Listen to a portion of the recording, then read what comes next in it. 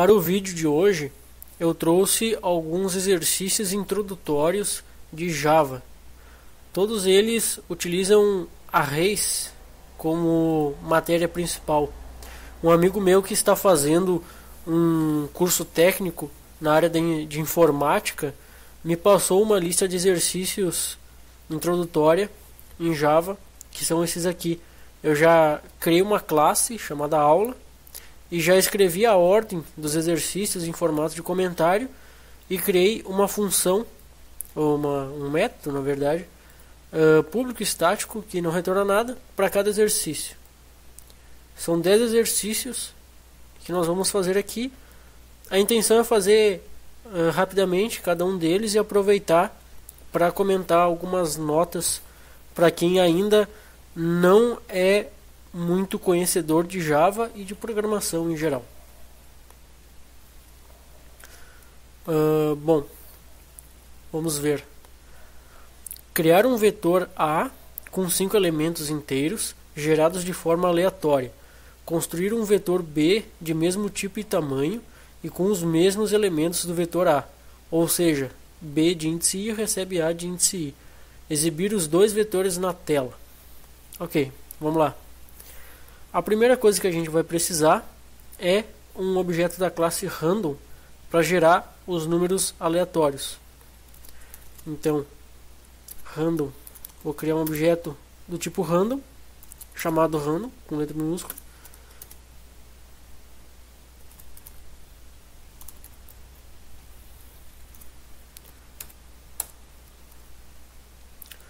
Ótimo.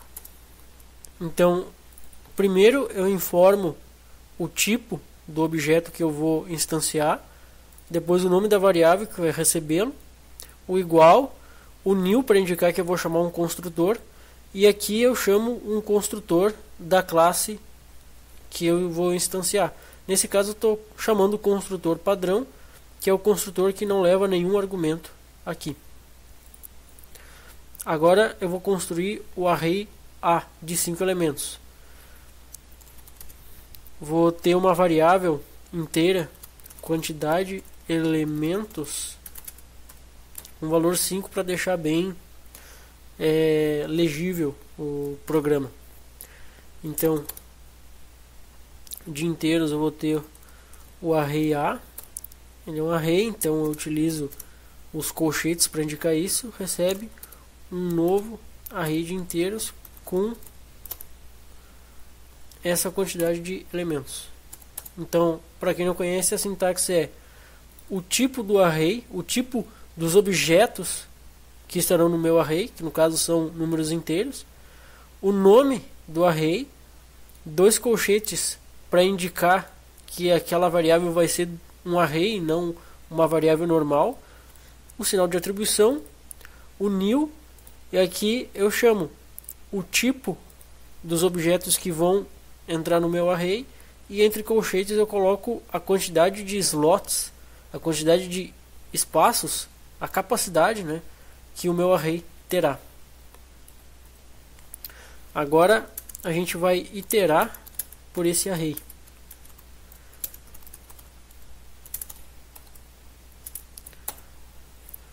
Isso aqui é um laço, tá? Um laço de repetição. Ele tem o laço for. Ele tem 3 etapas. Inicialmente eu declaro a minha variável do meu laço, que geralmente nós chamamos essa variável de i. Geralmente a variável que controla a iteração de um laço a gente chama de i ou de j, caso o i já esteja sendo usado. Eu digo que ele inicia no valor 0. O meu laço vai durar enquanto a minha variável i for menor que a quantidade de elementos, que no caso é 5. E em cada iteração do meu laço, a variável i vai aumentar 1 no seu valor. Então, na primeira iteração o i será 0, depois na segunda ele vai executar esse comando aqui, vai aumentar o i de a quantidade, né? De 0 vai para 1. 1 ainda vai ser menor que a quantidade de elementos, então ele itera. Depois vai para 2, que ainda é menor, e ele vai indo até ele chegar em 5. 5 é igual a 5, significa que isso aqui vai dar falso. Vai ser 5 menor que 5, isso é falso. 5 não é menor que 5, 5 é igual a 5. Então ele vai sair desse laço e vai seguir executando o que tiver abaixo, aqui o resto de instruções que a gente ainda vai escrever. Porque a minha variável i ela começa em 0 e ela dura enquanto for menor que quantidade de elementos? Simples, porque com esse padrão a gente consegue passar por todos os elementos de um array. Como a gente sabe, os índices do array ele começa em 0 e ele vai até n-1, sendo n a capacidade dele. Então, como eu criei aqui o array A de capacidade 5, os índices desse array vão ser 0, 1, 2, 3 e 4. Esse laço aqui ele começa em 0 e vai até 4, porque 4 é o maior número inteiro menor que a quantidade de elementos. 0 na primeira iteração, 1 na segunda, 2 na terceira e assim sucessivamente até ele chegar no último índice, que é o quarto, e daí ele sai do laço. Esse é um padrão muito comum que se usa para iterar através de arrays. Então, dentro do laço, eu vou dizer que o array A de índice i vai receber random.nextInt assim. Significa que a cada iteração desse meu laço, eu vou chamar o array A, vou dentro do slot i, que na primeira iteração vai ser 0, então na primeira iteração o slot número 0 do array A vai receber um número aleatório de 0 a 99. O random.nextInt devolve um número aleatório de 0 até esse número aqui menos 1. Então o nextInt de 100 ele vai de 0 a 99. Na segunda iteração do meu laço vai ser o slot 1 do meu array, que vai receber um número aleatório, e assim sucessivamente até todos os slots serem preenchidos, já que o comando do meu laço ele vai durar enquanto i for menor que a quantidade de elementos. Agora, então nesse momento, o meu array A já está preenchido. Agora eu preciso fazer outro laço dizendo que array B no slot i vai receber o que estiver no array A de slot i também, que é o que ele pede aqui. Criar o vetor A com 5 elementos inteiros gerados de forma aleatória. Isso é o que a gente fez até aqui. Depois, construir um vetor B de mesmo tipo e tamanho com os mesmos elementos do vetor A. Isso, opa, esqueci de declarar o array B. Array B recebe new int quantidade de elementos. Tá, então essa parte aqui, construir o vetor B de mesmo tipo e tamanho com os mesmos elementos do vetor A, é o que a gente faz aqui. Constrói o array B com a mesma quantidade de elementos, pode ver que é a mesma quantidade, vai iterar por todo ele usando o mesmo for de antes, já que os dois arrays têm a mesma quantidade de elementos. E aqui eu vou dizer, o slot de índice i do array B vai receber o que estiver no slot de índice i do array A. E depois ele pede aqui exibir os dois vetores na tela. Vai ter mais um forzinho aqui. Sempre que a gente precisar passar por um array, a gente vai ter que ter um laço. Geralmente a gente utiliza um laço for. Então vai ser system.out.println. Vai ser B array A. Vou montar uma string aqui.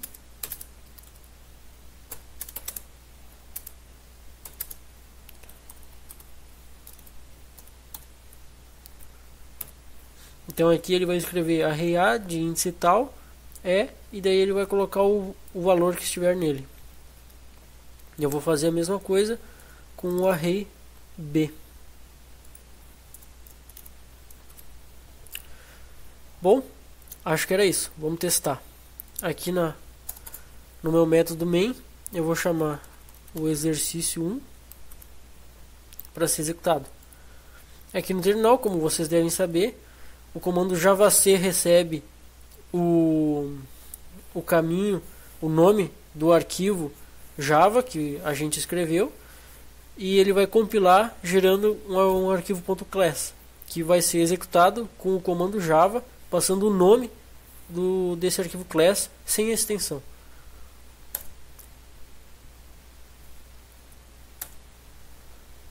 Aqui.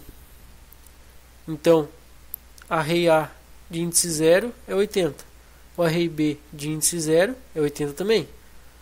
Array A de índice 1, 61. Array B de índice 1, 61. E assim sucessivamente. Ou seja, eu copiei todos os elementos do A para dentro do array B. Correto. Está correto o exercício. Vamos para o outro aqui. Criar um vetor A com 10 elementos inteiros gerados de forma aleatória. Construir um vetor B de mesmo tipo e tamanho, sendo que cada elemento do vetor B deverá ser o quadrado do respectivo elemento de A. Tal. E depois exibi-los na tela. É muito parecido com esse exercício aqui. É tão parecido que eu vou até copiar e colar aqui. Quais são as diferenças? Ao invés de ser 5 elementos, são 10. Então, quantidade de elementos é 10.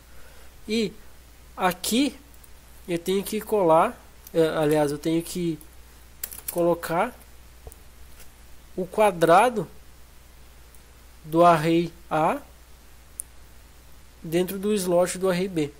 Então, ao invés de eu só copiar diretamente o valor, eu tenho que copiar a multiplicação do valor por ele mesmo e só depois colocar no array B. Vamos ver se está certo. Vou chamar aqui o exercício 2.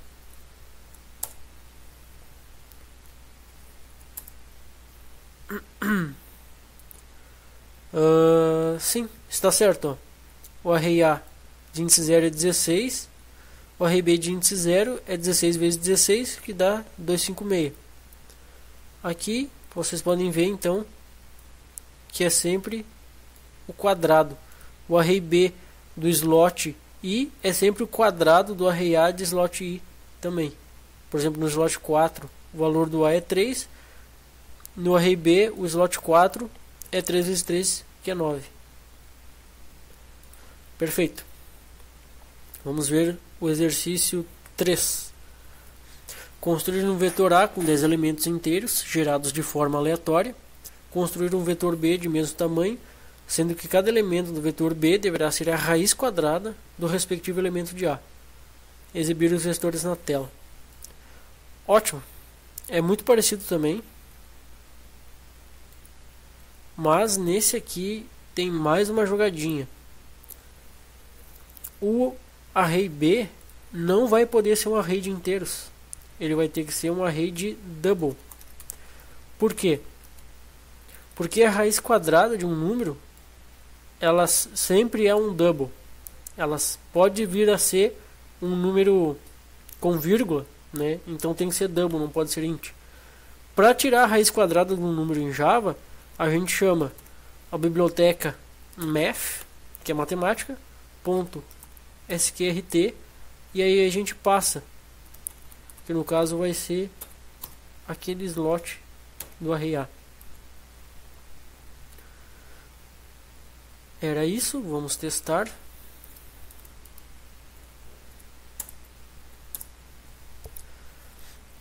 É isso mesmo.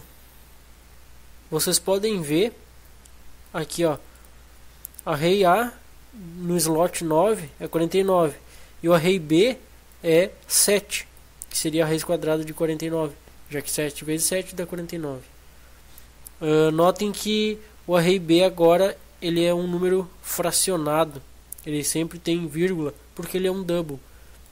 Raiz quadrada é um número irracional na maioria das vezes, por isso a gente teve que usar o tipo double para o array B. Bom, vamos para o próximo. Exercício 4. Criar um vetor A com 10 elementos inteiros, gerados de forma aleatória. Construir o vetor B de mesmo tipo e tamanho, sendo que cada elemento do vetor B deverá ser o respectivo elemento de A multiplicado por sua posição, ou índice. Depois exibir na tela. Todos esses exercícios aqui eles estão bem parecidos, né? Acho que a pessoa que criou eles não estava muito criativa naquele dia. Aqui então, no preenchimento do array B vai ser o elemento do array A vezes o número do seu slot. Então, array A de índice I vezes o próprio I.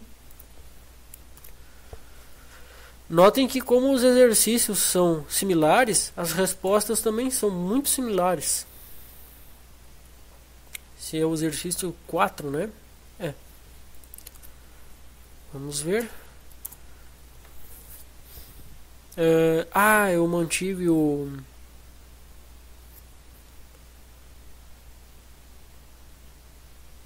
Não, exercício 4... exercício 4. Aqui. Então, o array A de índice 0 é 72. O array B vai ser o índice A, o índice do array A, que é 72, vezes o número do índice, que é 0. 72 vezes 0, deu 0. Aqui o array A de índice 1 é 47. O array B de índice 1 é 47 vezes 1, que é 47. Depois, 18 vezes 2, 36. 79 vezes 3, 237. E assim sucessivamente. Note que o array vai de 0 a 9, porque ele tem 10 elementos, né? De 0 a 9 tem 10 números. Certo? Exercício 5 agora. Criar dois vetores A e B, cada um com 10 elementos inteiros, gerados de forma aleatória. Construir um vetor C, onde cada elemento de C é a soma dos respectivos elementos de A e B. Exibir os dois vetores na tela. O cara que escreveu isso aqui não estava muito atento, porque ele falou de três vetores, A, B e C, e aqui ele mandou exibir os dois, só que tem 3. Acho que ele errou, mas não tem problema. A gente vai exibir os 3. Então, array A, e aqui eu vou criar a criação do array B, eu vou colocar aqui para cima, e aqui junto da criação, na inicialização do array A, eu já vou inicializar o array B. Eu vou inicializar no mesmo laço tanto o array A quanto o array B, já que na ordem do exercício os dois têm que ser gerados de forma aleatória, então eu vou aproveitar o mesmo laço para gerar os dois, já que eles têm a mesma quantidade de elementos, né? Então aqui eu vou ter um laço para preencher o array C, que eu vou criá-lo aqui em cima. Eu preciso criá-lo antes de usá-lo, obviamente. Então o array C no slot I vai ser o array A de slot I mais o array B no slot I. E aqui na hora de escrevê-lo na tela, vou colocar mais o array C aqui facilmente. Então notem, ele pedia cada elemento do array C é a soma dos respectivos elementos de A e B, que é o que a gente está fazendo aqui. Cada elemento do C é o respectivo de A e B somado. Vamos chamar aqui o exercício 5.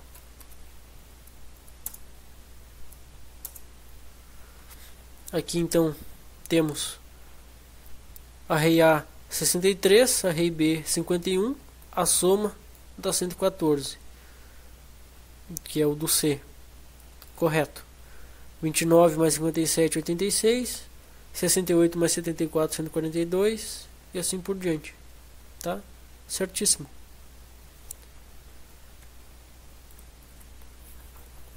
Agora vamos para mais um exercício, o sexto. Criar o vetor A de 10 elementos inteiros. Nossa, ele não para mais. Gerados de forma aleatória. Construir o vetor B de mesmo tipo e tamanho, sendo que cada elemento do vetor B deverá ser o resto da divisão do respectivo elemento de A por 2. Ótimo. Eu vou copiar do exercício anterior para não ter que escrever tudo de novo. Aqui o preenchimento do array B vai ser o índice, o elemento do array A mod 2. Aqui o mod, operador, né? Na verdade não é o operador mod, é o operador resto da divisão, é o porcentagem no Java. 10 elementos ele pede, tá certo. Vamos chamar exercício 6. Aqui vocês podem notar uma coisa interessante, que sempre que o slot do A for um número ímpar, o do B vai ser 1. E sempre que o slot do A for um número par, o do B vai ser 0. Porque sempre que eu faço um número ímpar mod 2 vai dar 1, e um número par mod 2 vai dar 0. Na verdade, essa é a maneira mais simples de descobrir se um dado número é par ou ímpar. A gente faz o mod dele por 2. Se o resultado for 0, ele é par. E se não for 0, ele é ímpar. Então a gente tirou uma lição interessante aqui desse exercício. Uma lição oculta. Vamos ver. Faça um programa que leia 5 nomes e notas de uma turma. Calcular e exibir a média das notas da turma, e em seguida exibe a relação de nomes cuja nota é superior a esta média. O cara escreveu 2 vezes a média. Tudo bem. Pelo menos mudou o exercício. Não é mais aquela chatice de antes. Ok. Então, leia 5 nomes e notas da turma. Então eu posso ter 2 arrays, né? Perdão.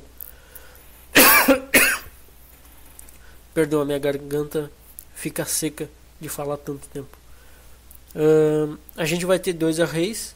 Um array de string, que vai guardar os nomes, e um array de double, que vai guardar as respectivas notas daqueles nomes. E daí a gente vai fazer os cálculos em cima desses arrays, né? Então, a gente vai precisar da classe scanner, porque é através da classe scanner que a gente vai ler coisas do teclado.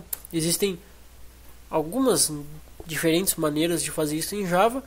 A mais simples é através da classe scanner. Aliás, eu tenho algo a falar sobre essa classe. Ela é interessante porque essa classe foi feita para ler arquivos. Arquivos de texto, arquivos que estão no seu HD. Ela foi feita para isso. Só que a gente utiliza essa classe não só para ler arquivos, como também para ler o que é digitado no teclado. Quando a gente quer usar a classe scanner para ler um arquivo, no construtor dela, a gente passa o arquivo que a gente quer ler. E nesse caso aqui, a gente passa esse system.in, porque esse system.in ele representa o buffer interno do sistema operacional. Não sei se vocês sabem, mas no Linux e no Windows e no Mac e em demais sistemas operacionais, ele tem um buffer interno que ele fica guardando tudo o que vocês digitam. Esse buffer ele é como se fosse um arquivo de texto normal. A diferença é que cada vez que vocês pressionam uma tecla de caractere, ele joga o caractere daquela tecla para dentro desse buffer. E é por isso que a gente consegue utilizar uma classe feita para ler arquivos para ler o que se digita no teclado. Porque a gente mente, entre aspas, para essa classe que o arquivo que a gente vai ler é na verdade o buffer do sistema operacional. que daí conforme a gente vai digitando, essa classe vai lendo como se fosse um arquivo, e daí a gente consegue trazer para o Java tudo que a gente digitou no teclado. É por isso que para ler arquivos, para ler input do teclado, a gente inicializa o scanner passando o system.in. Essa é a explicação. O system.in representa aqui, ó. O Java ele até escreve pra gente, ó, the standard input stream. Na verdade, o standard input ele é esse buffer que eu comentei. Então, se um dia vocês quiserem ler arquivos de texto em Java, utilizem a classe scanner também. Bom, vamos lá. Criar o array de nomes. Então vai ser um array de strings chamado nomes. New string aqui de tamanho 5, né? Vou até criar uma variável aqui, a quantidade alunos do tipo inteiro com 5, para a gente ter esse valor dentro de uma variável. O programa fica mais legível, fica mais fácil de alterar depois também. Ao invés de ficar escrevendo o 5 em todos os lugares, a gente coloca ele numa variável. Então se amanhã ou depois a gente quiser fazer que ao invés de ele ler 5, ele lê 10, a gente só altera essa variável e automaticamente todo o resto do nosso algoritmo vai continuar funcionando perfeitamente. A gente não vai precisar sair alterando cada pedacinho dele. É uma estratégia interessante. Aqui a gente vai criar um array de double, que serão as notas, né? Não pode ser de inteiro porque a nota é um número com vírgula, muitas vezes.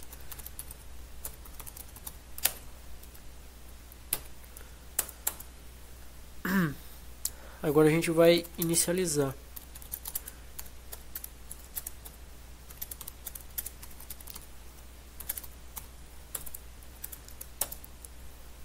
Colocar aqui system.out.print nome do aluno. Vou colocar um print ali, na verdade. Daí aqui a gente coloca nomes no slot e recebe scanner.nextLine. E a gente vai fazer algo bem parecido para ler a nota. O nome do aluno aqui é nota do aluno. No array de notas, a gente vai colocar aquilo que o cara escreveu, só que convertido para double. Então, o que a gente faz aqui, o scanner.nextLine, ele vai ler até encontrar uma quebra de linha, que seria o enter. Então ele vai ler, o cara vai digitar e vai apertar enter. Daí o scanner vai ler até essa quebra de linha, esse enter que o cara escreveu. Aqui a gente faz a mesma coisa. A diferença é que a gente pega o que o cara escreveu, que vai ser uma string. Ele sempre retorna uma string, como vocês podem ver aqui. O retorno é string. E a gente pega essa string e converte para double. No Java, para converter uma string para um número double, tem que usar o método parseDouble, que está presente na classe double. Então double.parseDouble, e passa a string, que no caso é o que a gente ler do terminal. A classe scanner tem um método que retorna um double, é o scanner.nextDouble. Só que é horrível porque nem sempre funciona. Às vezes o scanner ele se engana de ele já leu um caractere ou não, daí ele não consegue converter para double, daí ele fica dando erro. É um horror. Essa classe é muito ruim, na verdade. Então eu prefiro fazer assim. Eu sempre leio o nextLine, que sempre vai retornar uma string, não tem erro. E daí com essa string eu faço o que eu quiser. No caso do nome eu coloco direto no meu array de nomes. E no caso da nota eu converto para double e depois jogo isso no array de notas. Agora calcular a média. Então a média das notas também vai ser um double. Vai começar em 0. qual é a estratégia para calcular a média? A gente soma todas as notas e divide pela quantidade de alunos. Essa é a estratégia. Então, mais um laço, já que a gente vai passar pelo todo a rede de notas, né? Para ir somando. Média recebe ela mesma mais a nota daquele slot. Esse mais igual, para quem não sabe, é a mesma coisa que escrever isso aqui. O média mais igual notas é a mesma coisa que média recebe média mais notas. É uma maneira simplificada de escrever aquela operação. Ah, outra coisa que eu não falei, esse mais aqui, ele é tipo, o i mais ele é a mesma coisa que escrever i recebe i mais 1. É uma maneira simplificada de escrever mais 1 para dentro de uma variável. Ele também pode ser escrito de trás para frente, mais i e i mais, ambos vão fazer a soma de um elemento na variável i. A diferença é que se o i tiver numa expressão, o valor de i usado na expressão é o valor antigo, se o mais estiver depois, mas se o mais estiver antes, o valor usado na expressão é o valor já atualizado depois da soma do mais 1. Mas vocês não precisam se preocupar muito com isso, não é necessário. Então, depois que a variável média somou todas as notas, média recebe ela mesma dividido pela quantidade de alunos. Então, esse mais igual, a jogadinha também serve para divisão, né? Aqui, média divisão igual quantidade de alunos, seria a mesma coisa que escrever média recebe média dividido por quantidade de alunos. E agora a gente exibe na tela como o exercício manda. Ponto println média. Opa. String com aspas duplas. A média é o que está na variável média. O que mais ele pede? Exibe a relação de nomes cuja nota é superior a esta média. Então, a gente vai fazer mais um for. A gente vai ver se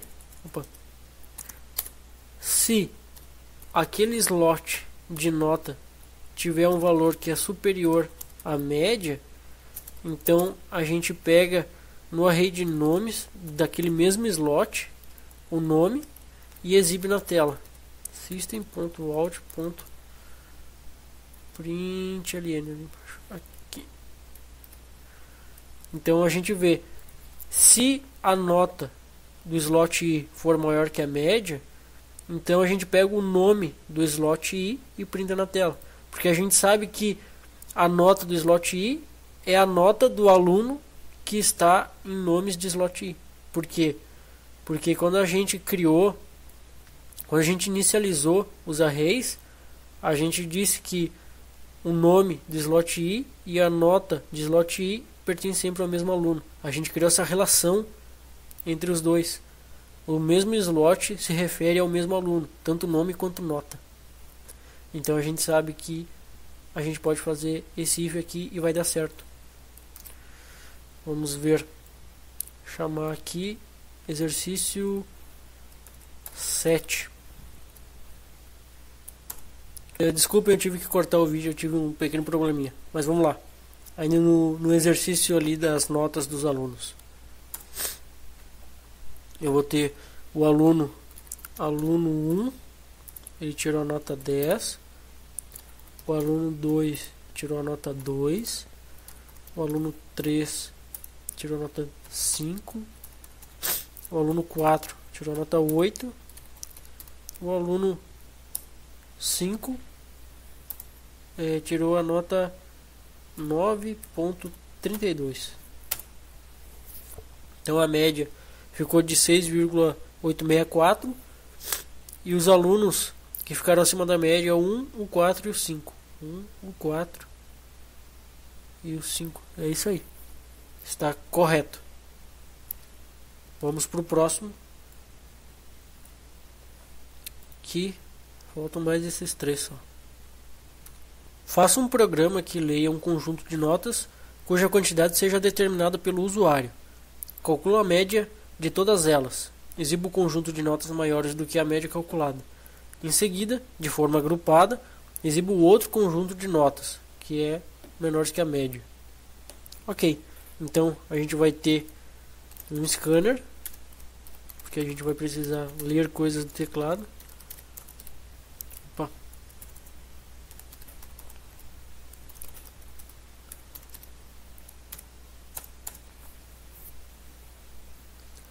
Então, um conjunto de notas, quantidade definida pelo usuário.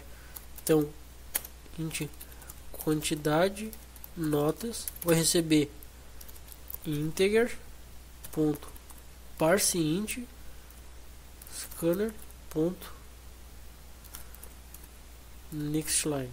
Mas antes a gente vai escrever para o usuário, né? Para ele saber o que ele tem que escrever.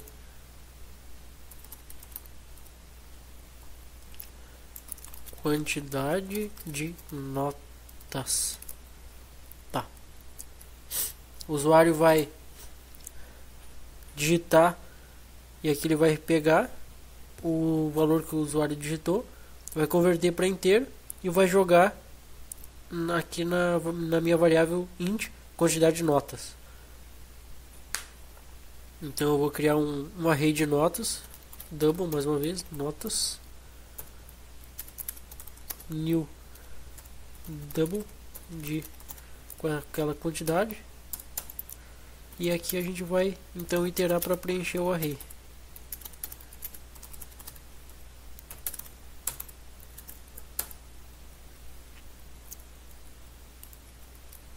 Copiar aqui a mensagem, informe a nota, e aqui vai ter notas no índice. Vou receber double ponto parse double scanner ponto nextLine. Vai fazer a mesma coisa que eu já expliquei antes na conversão do double, vai salvar isso dentro do slot do array de notas. Agora calcular a média, isso é fácil, já calculamos. Média é só somar tudo e dividir pela quantidade.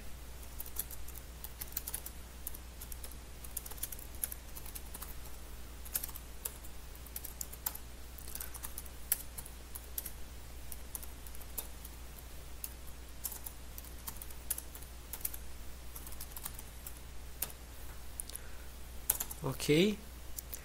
Aqui exibo o conjunto das notas maiores do que a média calculada. Então, mais um for.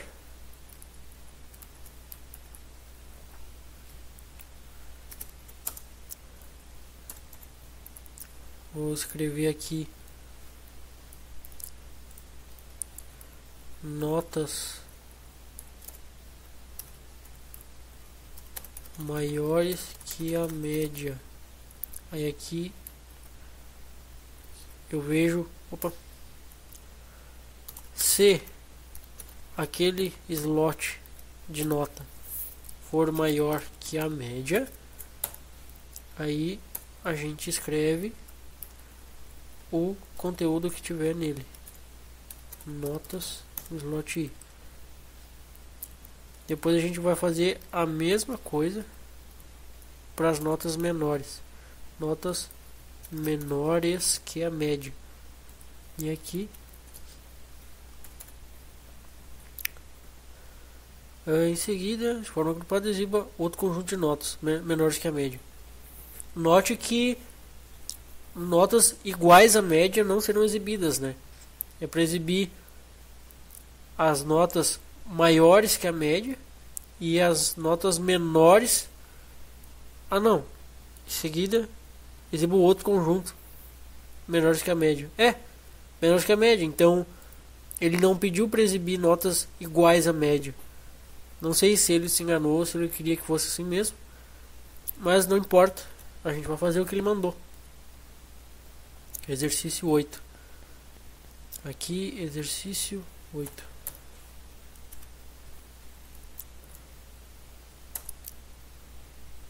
Quantidade de notas. Aqui, 3 notas. Vai ter a nota 10, a nota 5 e a nota 0. Notas maiores que a média, 10. Menores que a média, 0. Aí a nota 5. A nota 5 é igual à média, né? 10 mais 5 mais 0 dá 15. Dividido por 3 dá 5. 5 é igual a 5. Ele não é nem maior nem menor. Então ele não apareceu aqui. Então agora vamos para o próximo exercício. É o 9. Faça um programa que leia um conjunto de salários, sendo que o usuário determinará a quantidade de salários informados. Após a entrada ter sido realizada, leia o valor do reajuste. Em seguida, exiba todos os salários já reajustados. É muito fácil, né? Então a gente vai precisar mais uma vez do bendito scanner. Scanner recebe new scanner. Que saco isso. Fazer toda vez.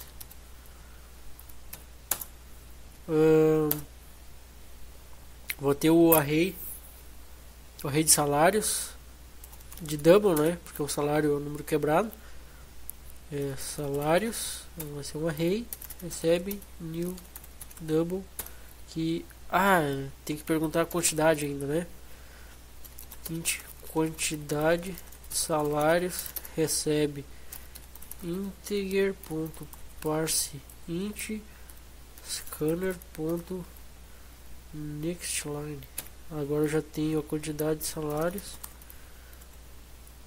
mas antes eu vou dizer, né, para o usuário escrever aquilo, senão ele não vai saber o que ele tem que digitar, né? Quantidade de salários. Agora ele sabe que ele tem que digitar a quantidade. For int i recebe 0, enquanto i for menor que a quantidade de salários, e avança 1. Aqui a gente coloca para o usuário digitar cada um dos salários que ele quer. Informe o salário. Daí a gente coloca salários de slot i, recebe double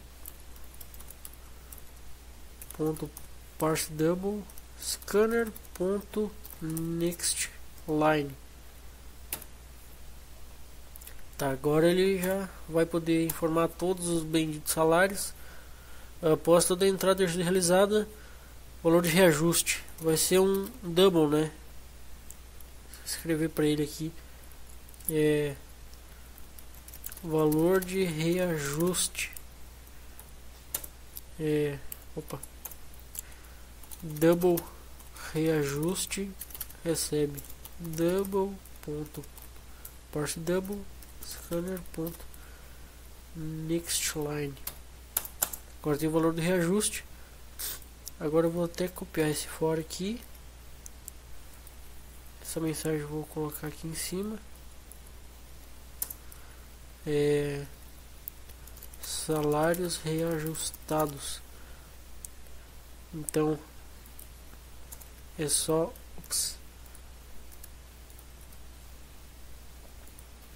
colocar o salário do slot i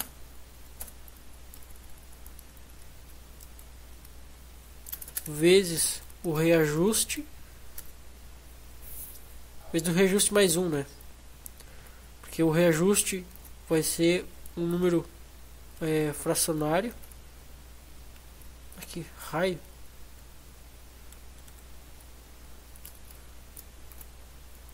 Então, reajuste mais 1.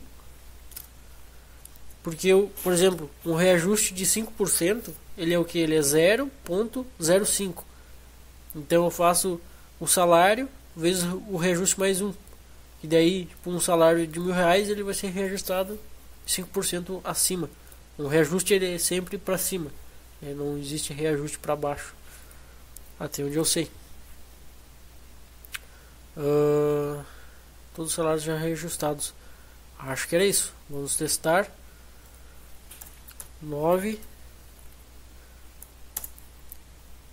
Quantidade de salários. 3 salários. Salário de R$1.000, de R$2.000, de 3.458. O valor de reajuste vai ser de 8%. 8%. Então aqui é 1.080, 2.160. Tá? Perfeito. Esse aí aqui deu um número bem quebrado. Tá, perfeito, é isso aí. Agora o último exercício. Faça um programa de consulta de telefones a partir de um nome informado. Primeiro leia nomes de pessoas com seus respectivos telefones, sendo a quantidade determinada pelo usuário. Em seguida pergunte ao usuário qual o nome que ele deseja consultar o telefone. Após sua resposta, exiba o telefone da pessoa procurada.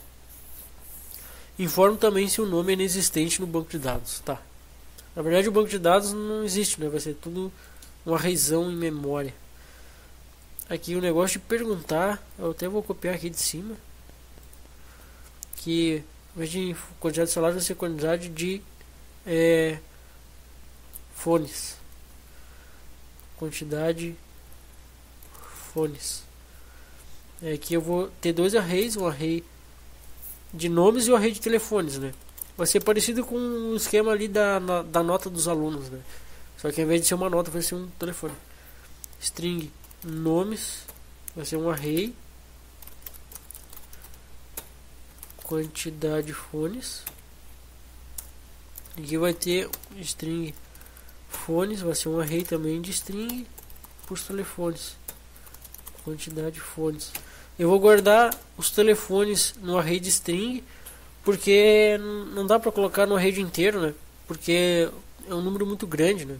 Na verdade o telefone não é um número inteiro, ele é uma sequência de dígitos, ele é uma string, ele não é um integer.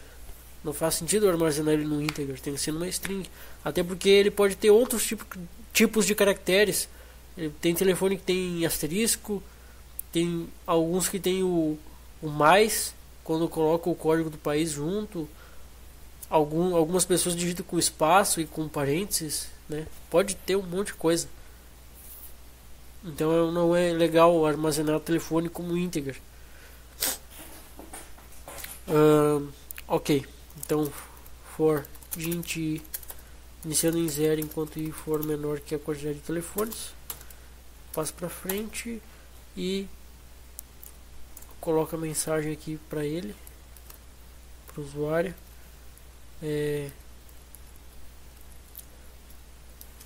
Informe o nome. Daí no meu array de nomes, slot i vai receber scanner.nextLine. E vou fazer uma coisa bem parecida pro telefone do cara. Informe o fone daquele cara, vai armazenar no array de fones. Tá. Agora string, letra maiúscula, nome procurado vai ser eu tenho que escrever para ele, né? Informe o nome procurado. String nome procurado, vou criar uma variável para colocar o nome que o cara quer procurar, né? Scanner.nextLine, pegar o que ele digitar no terminal, vai ser o nome do que ele quer procurar. Aqui eu vou criar índice nome procurado, vai começar em -1. Eu já explico por que -1. Agora eu vou fazer uma busca no meu array de nomes. Para isso eu vou precisar iterar por ele, e para isso você já sabe, né? Iterar pelo array é laço for.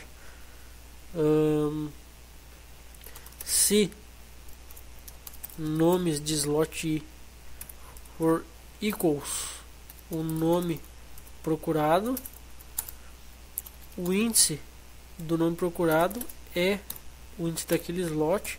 Eu posso dar um break. E aqui eu vejo, se o índice do nome procurado for diferente de -1, a gente escreve system.out.println o nome do cara, aliás, o telefone, né? O telefone do cara. Agora, se não, a gente escreve que não deu para encontrar. O não encontrado. Tá, explicando essa última aqui, essa última parte. Isso aqui, né, pode ser novidade para alguns. Eu iniciei a minha variável índice nome procurado, que ela vai guardar o índice do slot do array do nome que o usuário está pesquisando. Então, inicialmente ele começa com -1. Por que -1? Porque não existe um índice negativo no array. O array sempre vai começar em 0 e ir até um outro número qualquer positivo. Isso significa que depois que eu fizer toda a busca aqui, se o índice nome procurado continuar sendo -1, significa que ele nunca foi encontrado. Então eu posso dizer aqui, ó, não encontrado. E se ele não for -1, ou seja, se ele não for o número com o qual eu inicializei ele, significa que eu encontrei ele em algum momento. E como eu faço para encontrar? Eu passo por todo o array de nomes. Aí eu vejo, se o nome daquele slot for igual ao nome que eu estou procurando, eu armazeno o número daquele slot aqui no índice nome procurado e paro o meu laço. E daí eu venho aqui. Se o índice nome procurado for diferente de -1, significa que eu encontrei ele aqui. E daí eu printo o fone no... Opa, aqui ó. Eu printo o slot desse índice do array de fones. Se não, ou seja, se ele continua sendo -1, né? Ele cai no else, significa que eu não encontrei nunca. Deu não encontrado. Aqui, para eu saber se duas strings são iguais, eu não posso usar o igual. Eu tenho que usar o método equals. Tem que string.equals e por parâmetro eu passo a outra string. Se eu colocar o igual, né, que nem a gente faria para inteiro, ele dá errado, porque ele vai ver se as duas strings têm a mesma referência em memória, e não é isso que a gente quer saber. A gente quer saber se o conteúdo das duas strings é igual, ou seja, se elas têm os mesmos caracteres. É isso que a gente quer saber, e para isso a gente usa o método equals que o Java nos dá. E para quem não sabe, para eu parar um for, um laço for ou um laço while, é só escrever break. Eu não preciso esperar ele rodar até o fim. Se eu quiser parar ele na metade, é só escrever um break. Então aqui eu vou passando, né, todas as iterações. Se ele encontrar um nome que seja igual ao nome que está sendo procurado, ele entra nesse if, armazena o índice daquele slot e para o laço. Então, se eu já encontrei, eu não preciso continuar o laço. Eu poderia tirar o break e seguir o laço até o fim, mas é desnecessário, né? Se eu já encontrei o nome que eu queria, por que eu vou continuar procurando? Eu paro, não tem por que continuar. Daí ele vem para cá e aqui ele verifica. Se o índice nome procurado não for o valor que eu inicializei, significa que eu encontrei ele em algum momento. Daí eu printo. Se não, é porque eu não encontrei. E é importante inicializar com um número que nunca vai ser um índice válido, né? Porque, digamos, se eu inicializasse ele com o 2, daí vai que o nome que eu estou procurando é justamente do índice 2. Daí aqui eu teria que fazer assim, só que daí teria um bug no meu código, porque ele nunca ia encontrar a pessoa de índice 2. Por isso que eu comecei no -1, porque o -1 é um índice impossível. Daí eu tenho garantia que se ele encontrar um índice válido, ele nunca vai dar problema aqui. Vamos testar esse código.